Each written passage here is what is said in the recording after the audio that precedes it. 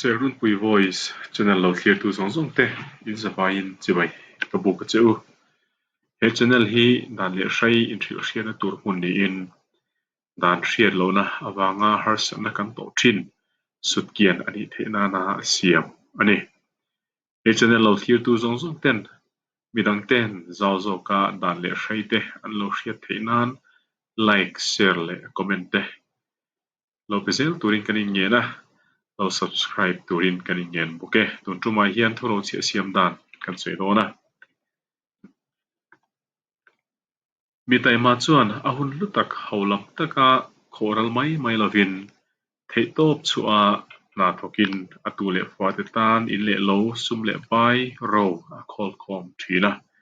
than tui far zoi zoya pa in ro a khol khom te chu pa berboral nuwa tule fate in pel mak na le in tender na thlen tu ani fo thin hetianga ro nei tu boral nuwa boina tam bere hi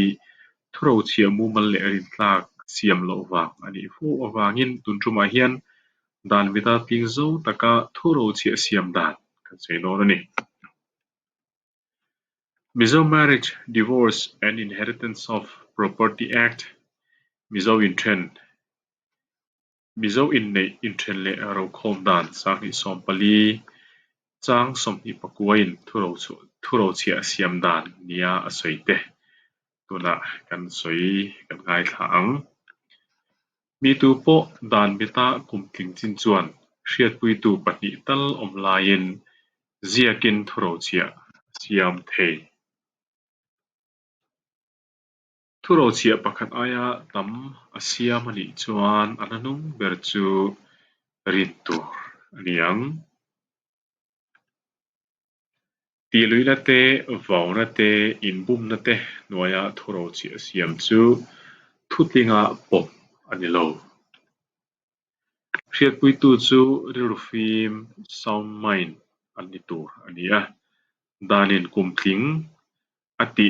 kum som pariat tling chin ani bok tur ani thuro chia siam tu le hriat pui tu chuan anom kim lai ngein thuro chia chuan ming an ziak an sign nan tur ania thuro chia siam tu chuan aziak theilo ani chuan kuzung pui thla anem kai tur ani thuro chia siam tu emo hriat pui tu te mo chu ziak le thiar thiam lo emo harsana dang engemaw wanga ziak theilo an ni chuan kuzung pui thla anem kayang chu signature anga pom ani thuro che in ro khom tura arwat chu executor ani nga langa kumtling lo alani chuan amain kol tu chu executor ani thungang executor hi thuro chia dananga siam ani ang taka enforce kalpui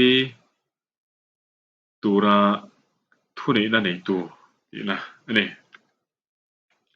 thuro chia nem nge na probate of will chu thuro chia siam tu thi atanga kumnga chu nge ya siam turani he probate of will thuro chia nem nge na kan ti hi kota thelu tu ni in thuro chia chu danang thapa siam ania thu tu mi pahnih anom nge ya thu tu mi pahnih te om lain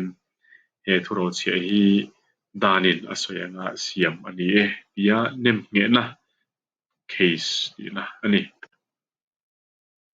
kan thi hun tur hi mi tu mai hian ka thriat lo awangin kan that lai nge hian thuro chia siamila punin herdang lam dana zirin siam that kan du ali poin siam thar zeng thei ani e